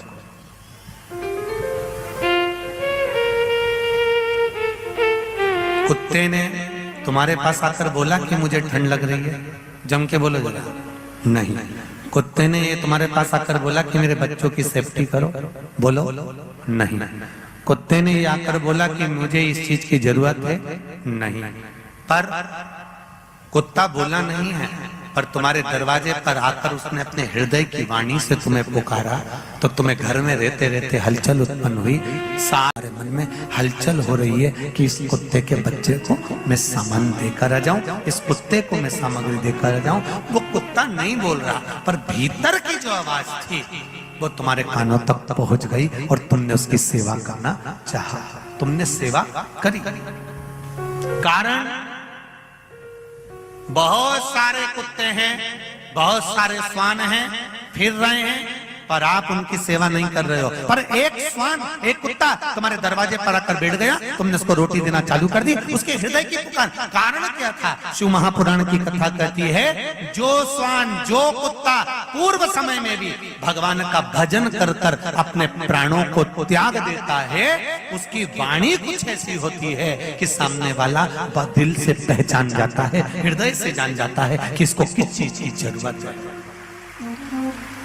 और सरल भाषा में समझो, इतनी सारी भीकन गांव में गाय हैं, रोड पे भी घूमती रहती है। आप आओ, अभी इधर से हम लोग आए यहाँ से सतवा साइड से, तो आप इधर से निकल के आना, रोड पे ढेर सारी गाय है, खूब सारी गाय। और कोई कोई गाय आपके घर में बंधी हुई है, कोई गौ माता आपके घर में सेवा ले रही है। किसी गौ माता को आप बढ़िया अच्छे से मेहंदी लगा रहे हो, हल्दी लगा रहे हो, ने मोहर बांध रहे हो, ने झूमर झुमका बांध रहे हो, गौ माता की पूजन कर रहे हो, सेवा कर रहे हो, आराधना कर रहे हो, उसको रोज चारा भी दे रहे हो, उसको पानी भी पिला रहे हो, उसको भोजन भी करा रहे हो। तो जरा विचार करो, एक गाय सब दूर घूम रही है और एक गाय को सेवा के अनुसार सब कुछ प्राप्त हो रहा है। उसका कारण क्या है? हमारे पूर्व का किया गया कर्म हमारे सम्मुख में लाकर हमको अच्छे घर तक छोड़ देता है। अच्छे घर में छोड़ा तो उसका फल हमको प्राप्त होने लगता है। देखो, भगवान को एक बात का धन्यवाद रोज दिया करो कि तूने मुझे ये पूरा शरीर अच्छा दिया, पूरा डिपार्टमेंट अच्छा दिया, आंखें भी दो दी, हाथ भी दो दिया, बोलने के लिए जिह्वा भी पूरी दी, सुनने के लिए कान भी पूरा दिया, पांव भी चलने के लिए दिया। अच्छा हुआ, तुम्हें धन्यवाद है। अच्छा घर दिया, भीकन गांव में मुझे निवास दिया, अच्छा परिवार, अच्छी पत्नी, अच्छा पति, अच्छा पुत्र दिया, ये तेरी कृपा। अगर किसी भिखारी के घर में पैदा कर देता और इंदौर के चौराहे पे खटोरा लेके बिठा देता तो बड़ा बुरा लगता। तूने बड़ी कृपा करी जो अच्छे घर में मुझे जन्म दिया। ये परमात्मा को हमें धन्यवाद देना। और हम परमात्मा को धन्यवाद देने की जगह हम परमात्मा को रोज अपनी दशा सुनाते हैं। भगवान तूने बड़ा बुरा कर दिया, हम तो बड़े दुखी हैं। भगवान बोले काय से दुखी, बहुत गरीब हूँ भगवान, बहुत गरीब। भगवान बोले मैंने तुझे करोड़पति बनाकर भेजा था, एक किडनी 5 लाख की दी है, बेचिया जा।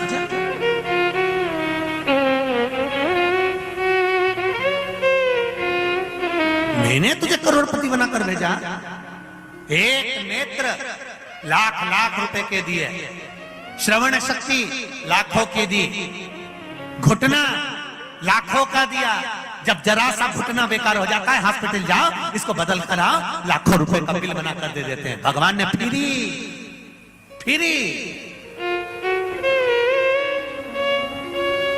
पर तुम उसका मोल तत्व नहीं समझ पाए। जो पैसे में मिलता है ना, उसका मोल तत्व लोग समझते हैं। एक बार घुटने का ऑपरेशन कराने के बाद जमीन पे भी नहीं बैठते, मैं तो कुर्सी पे बैठूंगी, हमारा ऑपरेशन संभाल के रखिए, 4 लाख का है, 4 लाख का संभाल के रखिए। भगवान ने मशीन दी, लगाया शरीर खूब ऑक्सीजन, फिर बाद में मालूम पड़ा थोड़ा सा अटैक आ गया, हार्ट अटैक आ गया, मशीन लगा ली, अब मार से नहीं बने, लगाई 2 लाख की 1.5 लाख की, अब धीरे धीरे चलेगी, धीरे धीरे कितना दिया।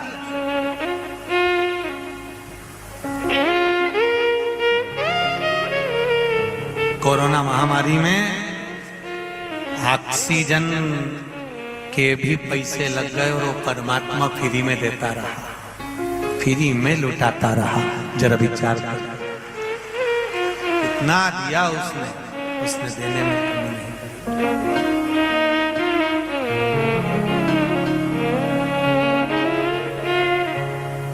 वो देने में कमी नहीं करता, खूब देता। इसीलिए तो उसको कहते हैं, इसीलिए कहते हैं भूत प्रेत नित करे चाकरी, अरे सबका यही गुजारा, अजब है भोलानाथ ये दरबार तुम्हारा, दरबार तुम्हारा।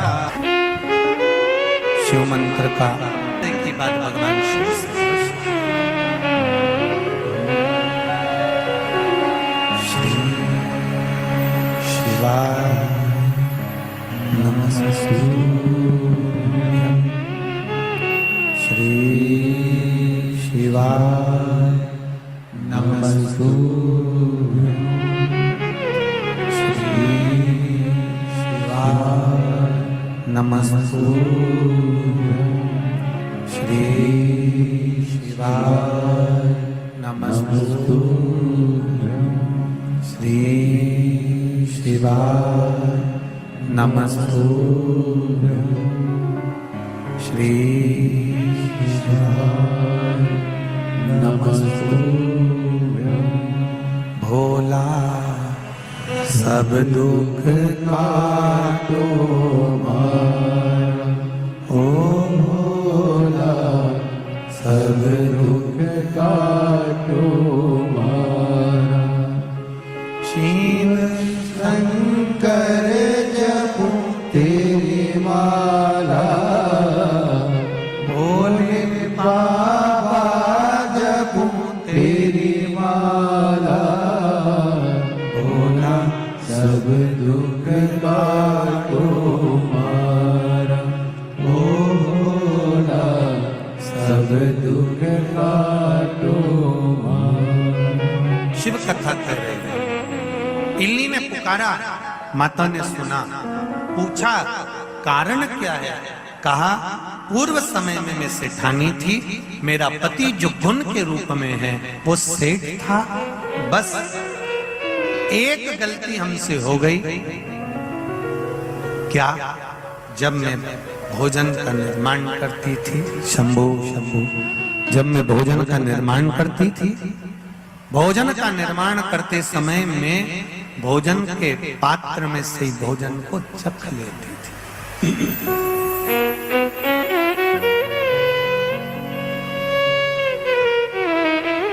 एक बहुत ध्यान देने वाली बात है।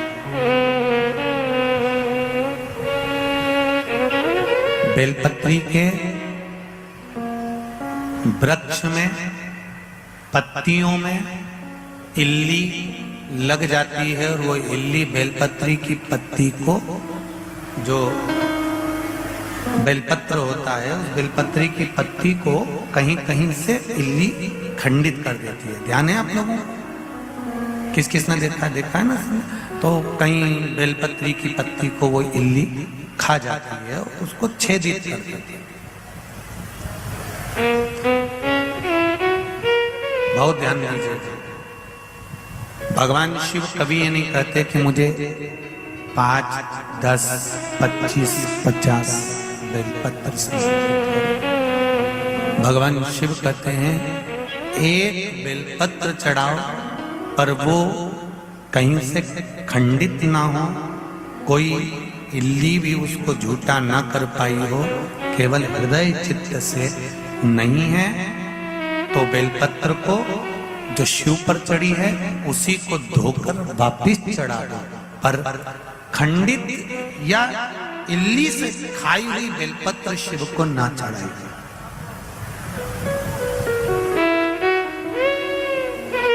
इल्ली का जन्म किसको मिलता है?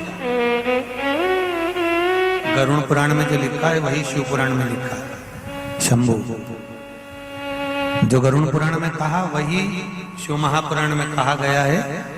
इल्ली का जन्म किसको मिलता है? रसोई घर में भोजन बनाते समय पात्र में से चाय बनाते समय उंगली डालकर चाट लेती है वो इल्ली। वैसे तो भीकन गांव की कोई ने नहीं चाटी हो।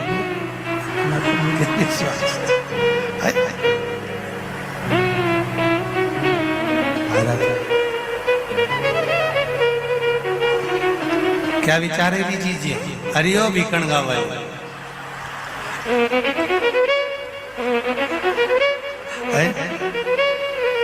दोनों तीनों पंडाल में जितनी बैठी हो ना जीजियो, बड़े ध्यान से सुनना। चाय अगर चखना भी होती है ना तो अलग पात्र में कटोरी में ली जाती है, उसको चख लेते हैं, कटोरी को रख देते हैं, हाथ धो लेते हैं, फिर भोजन। पर उसी पात्र में अगर मुख में लगाकर ले लिया जाता है तो अगला जन्म हरिओ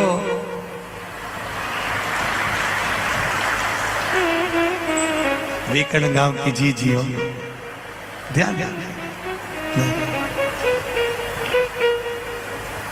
एक चढ़ाओ, मना नहीं है कि तुम ज्यादा चढ़ाओ, उसमें एक में भी तुम्हारा प्रेम होना चाहिए। थोड़ा करो। इल्ली ने कहा मुझसे गलती हो गई, मैंने भोजन को चख लेती थी इसलिए मुझे इल्ली का जन्म मिला। तो तेरे पति को घुन का जन्म क्यों मिला?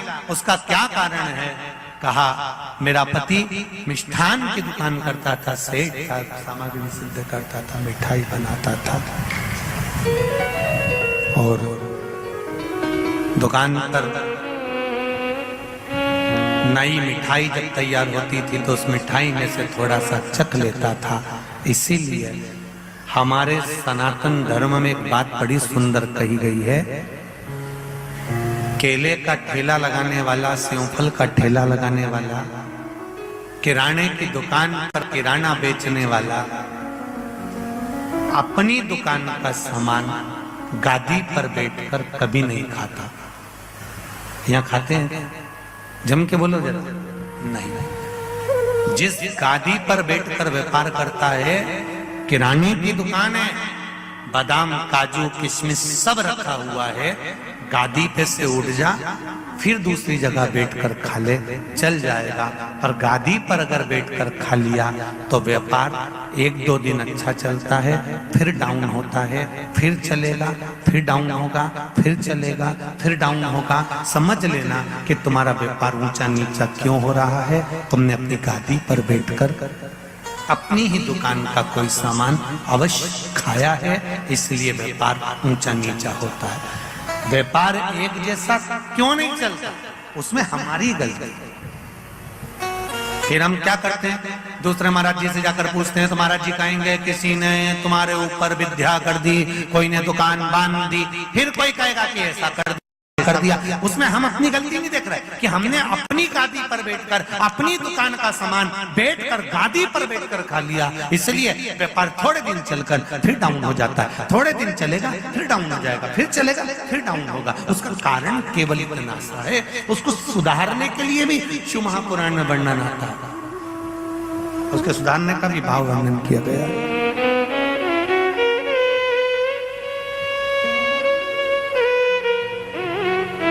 मैं इल्ली बन गई, मेरा पति घुन बन गया, आप कृपा करो माँ। माता ने पूछा क्या चाहती हो? इल्ली और घुन के योनि से हम छूटना चाहते हैं। ठीक है,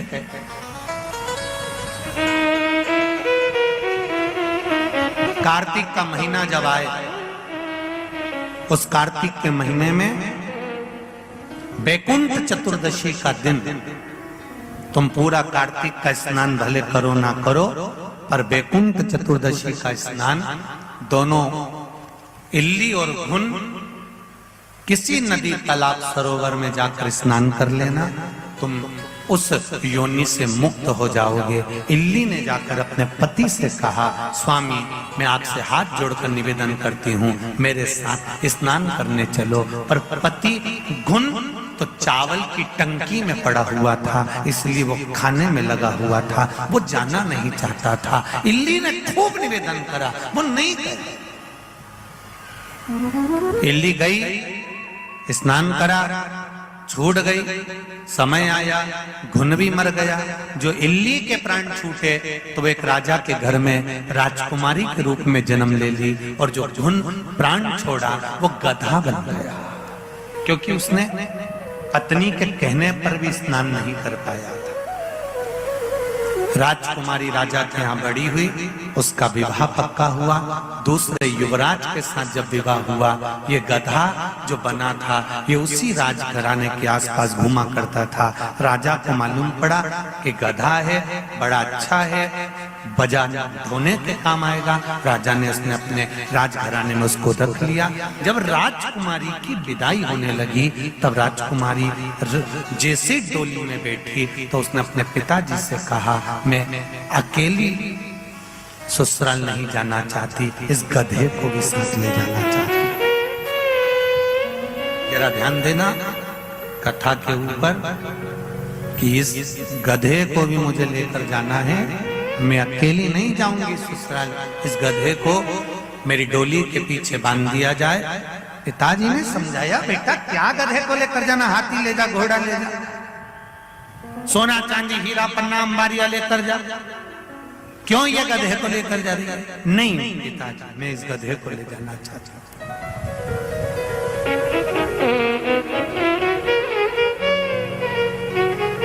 डोली के पीछे बांध दिया गया, गधे को लेकर चली, राजघराने में पहुंच गई, रानी बनकर निवास करा। एक दिन राजा शाम के समय पर टहल रहा था और ये रानी गधे से बात कर रही थी। गधे से कहती है, देख मैंने तुझसे कहा था कि मुझे पार्वती माता ने कहा है कि वैकुंठ चतुर्दशी का स्नान कर ले, मुक्ति मिल जाएगी, पर तूने नहीं माना और चावल की टंकी में पड़े रहकर घुन के रूप में तू खाता रहा, अपना भोग विलास नहीं छोड़ा। मैं तुझे फिर कहती हूँ, कभी योग लगे तो एक बार वैकुंठ चतुर्दशी का स्नान जरूर करना। गधे को समझा रही थी। राजा ने आवाज सुन ली अपनी पत्नी की। राजा नीचे आ गया, पत्नी से पूछा, तुम गधे से क्या बात कर रही थी? ये गधा क्या तुम्हारी भाषा को समझता है?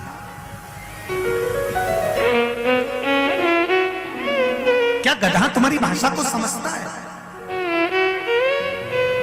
शिव महापुराण की कथा कहती है, श्रीमद् भागवत में वर्णन आता है, हाथी ने टेर लगाया तो भगवान दौड़कर आया, चींटी भी अगर पुकारती है तो परमात्मा दौड़कर आता है। आप दिल से अगर भगवान को पुकार रहे हो, भगवान आएगा जरूर, ये निश्चित है। एक पत्र आया है, इस पत्र में देखो कितना सुंदर उसने भाव लिखा है।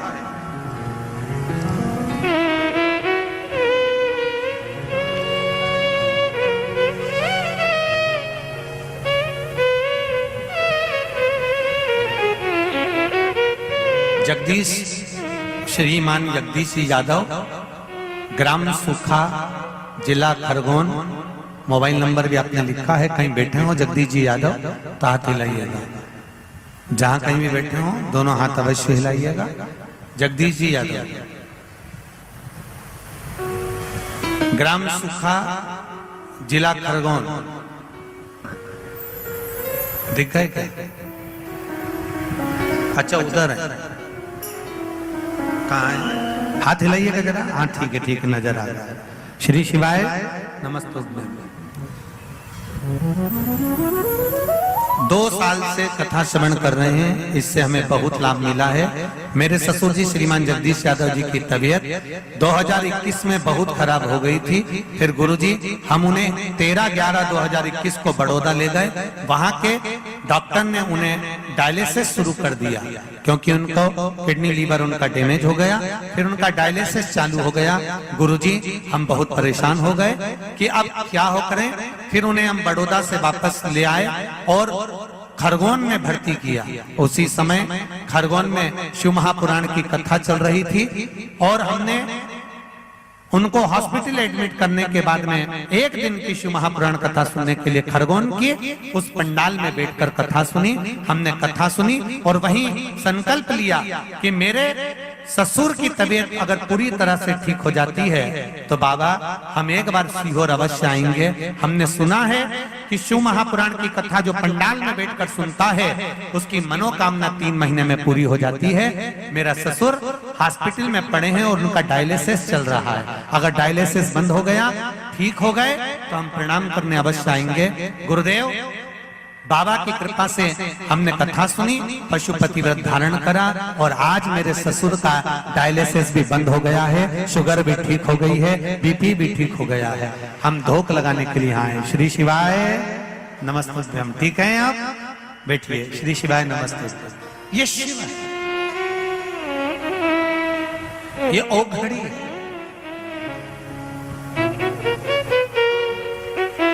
उनका किडनी लीवर। लोग कहते हैं कि कथा एक पत्र में एक नवयुवक लड़के ने भी बड़ा सुंदर भाव लिखा है। इतना समय तो उसमें नहीं मिल पाएगा, पर उसमें सुंदर भाव उस बालक ने लिखा कि मेरी मम्मी मुझे, ये क्या नाम है इसका,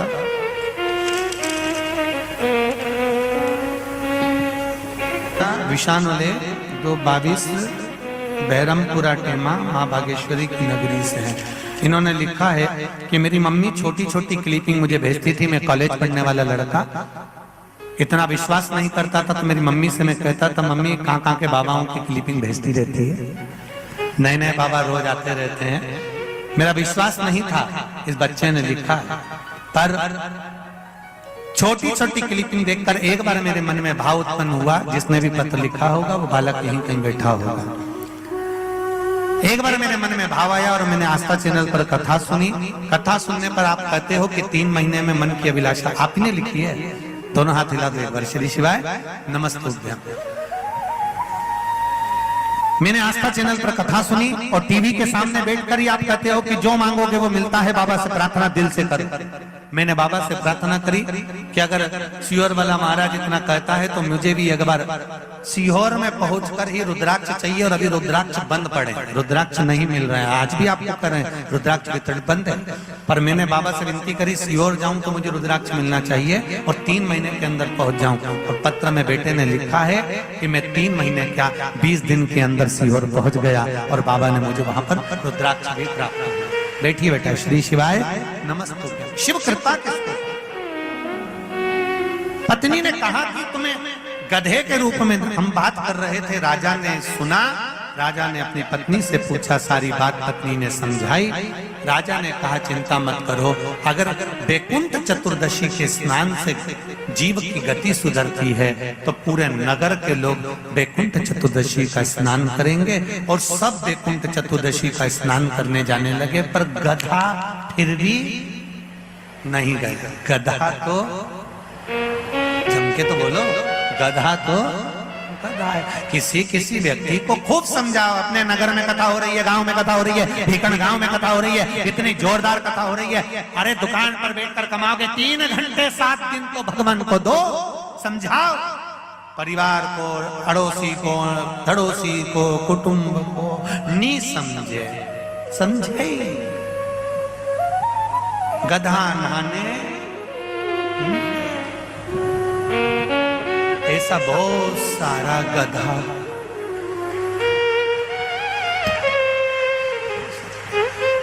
नहीं गया। और गंगा नहाने नहीं गया, नदी नहाने वैकुंठ चतुर्दशी के दिन नहीं गया। फिर क्या करा? रानी ने राजा से कहा अपन गंगा नहा कर आएंगे, वैकुंठ चतुर्दशी का स्नान कर कर आएंगे, पूरे नगर के लोगों से कह दो कोई भी कपड़े गीले की गीले आना, कपड़े कोई सुखा कर मत लाना। और सब वैकुंठ चतुर्दशी का स्नान करने गए, अपना अपना कपड़ा गीला करके लाए, गधे के ऊपर छीट दिया। और गधे पर जैसे छीटा, गधा योनि से छूट गया, भगवान शिव का गुणगान कर कर परमात्मा के धाम चला गया।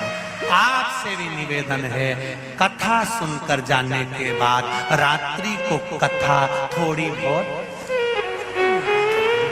बस जितनी यहां से सुनकर जाओ, उस कथा में से थोड़ी सी कथा रात्रि को उनको श्रवण कराने का प्रयास करना।